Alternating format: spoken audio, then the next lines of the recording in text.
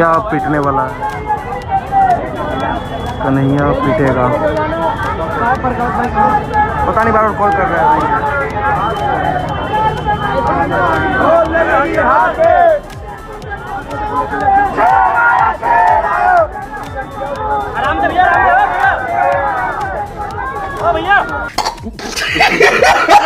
कन्हैया कुमार जवाब दीजिए, ये कौन सी आजादी मांग रहे हैं जब अपने घर में आजादी नहीं दिलवा पा रहे? विद्रोह। अभी तक आप इस वीडियो को देख रहे हैं तो चैनल को सब्सक्राइब कीजिए। कन्हैया कुमार, आप सभी को पता ही है, देश में जितनी भी निगेटिव बातें होती है तो उन निगेटिव बातों का ही समर्थन वो करते हैं और बीजेपी को भ्रष्टाचारी बताते हैं।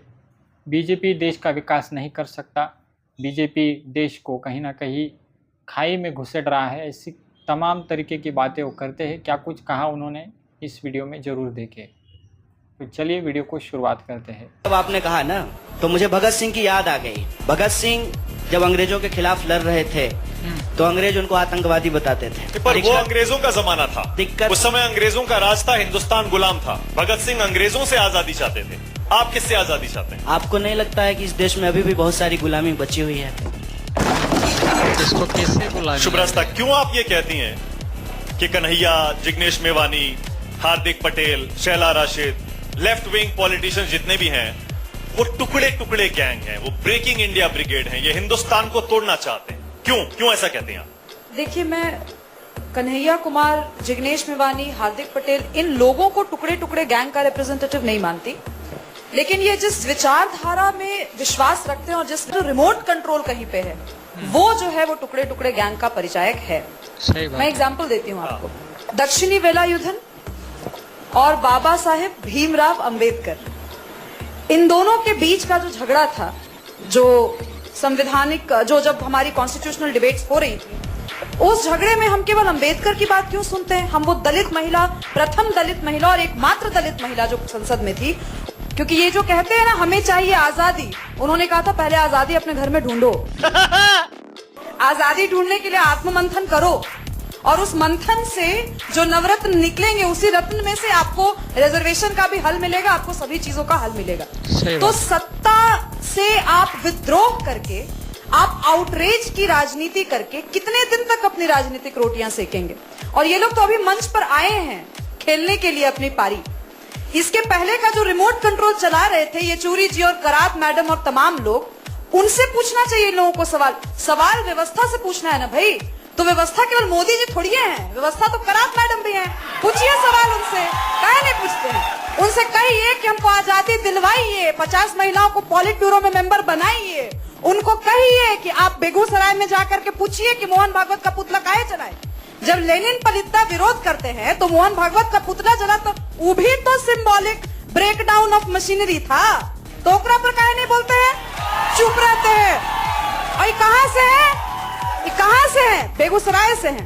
वहां का आर्थिक सामाजिक स्थिति क्या है? जेएनयू के विद्यार्थी हैं, टैक्स पेयर पे पल रहे हैं। लेकिन ये बताइए कि वनवासी कल्याण आश्रम जब जाकर के वहां पर दलित बस्ती में काम करती है तो उन सारे स्वयं सेवकों के साथ क्यों अन्याय होता है बेगूसराय जिले में लाल सलाम वालों का? और ये लाल सलाम वाले क्यों नहीं जेएनयू से कहते हैं कि हम वहां की दलित महिलाओं को, हम वहां के दलित युवकों को, ये तो भूमिहार कास्ट से शायद बिलोंग करते हैं कन्हैया जी, अपर कास्ट से है, लेकिन इनके घर में इनके दलित भाइयों के साथ जब अन्याय होता है तो उनको फाइनेंशियल इंक्लूजन के लिए आज जेएनयू के वो तमाम लाल क्रांति विद्यार्थी ब्यौरा दें कि इन्होंने जनधन योजना के तहत कितनी महिलाओं को जोड़ा। इनके लाल गैंग के एसएफआई, आईसा और एआईएसएफ और इनके तमाम सीपीआई, सीपीआईएम, सारे लेफ्ट पार्टी के कवायद करने वाले लोग, कितने महिलाओं को इन्होंने एलपीजी गैस सिलेंडर देकर उस धुएं से आजादी दिलवाई।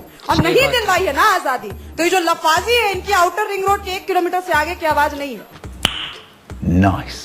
कन्हैया अभी हमारे साथ जुड़ रहे हैं एबीपी के प्लेटफॉर्म पे। कन्हैया, आपका बहुत बहुत स्वागत है। आप पिछले 48 आवर्स से बड़ी खबर बना रहे हैं, आप हेडलाइंस आप ही की चल रही हैं। तो पहली खबर जो आपने बनाई है कल, उस पे ये सवाल आपसे प्रेस कॉन्फ्रेंस में पूछा गया था कि तवाहुर राना को लेकर आ रहे हैं भारत, लेकर आ चुके हैं, एनआईए अच्छी बात है, भारत लेकर आ लेकर। रहे हैं। सुनिए ना सवाल तो सुनिए कन्हैया।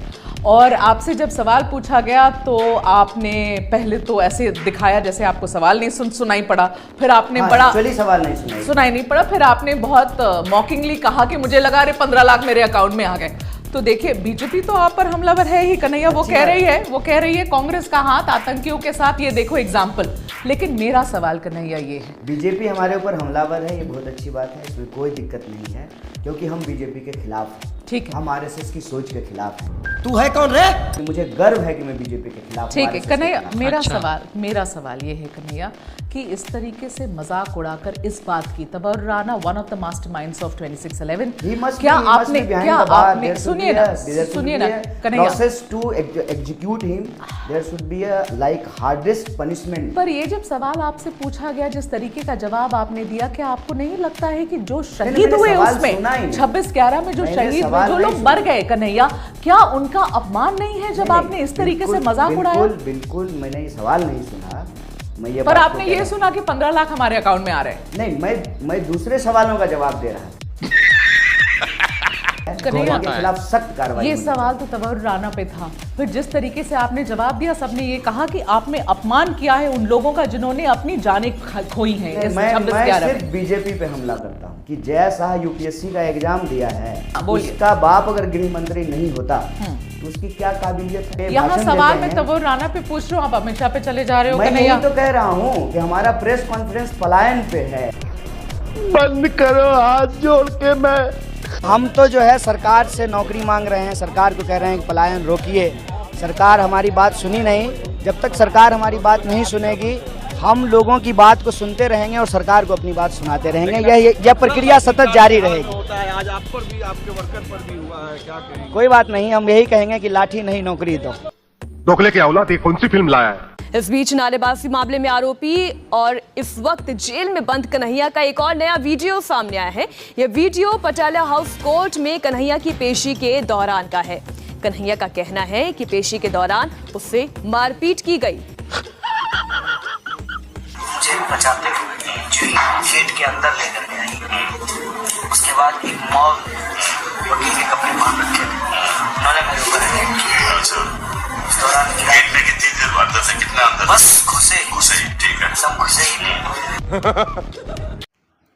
उम्मीद करता हूँ कि ये वीडियो आपको पसंद आई होगी। पसंद आए तो जरूर चैनल को सब्सक्राइब कीजिए। इसी तरह की वीडियो आपको मिलते रहेंगे, आप ज़रूर चैनल को सब्सक्राइब कीजिए और इस चैनल को ज़रूर शेयर कीजिए दूसरों तक, ताकि इसी तरह की वीडियो उनको भी मिलती रहे।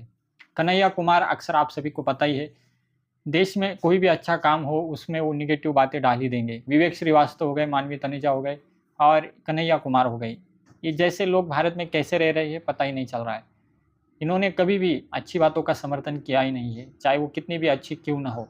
उन्होंने उसमें कुछ ना कुछ निगेटिव बातें लाई है, चाहे वो कोई भी व्यवस्था हो या धार्मिक विवाद हो, कोई भी बातें हो, इन्होंने अक्सर निगेटिव बातों का ही समर्थन किया, जो कि देश हित में नहीं है। और देश के लोग इसका क्या जवाब देंगे, देश के लोग जवाब देंगे, जरूर देंगे। कमेंट में आप सभी को निवेदन करता हूं कि आप इस कन्हैया कुमार के लिए क्या कुछ कहना चाहते हैं, कमेंट में जरूर लिखें।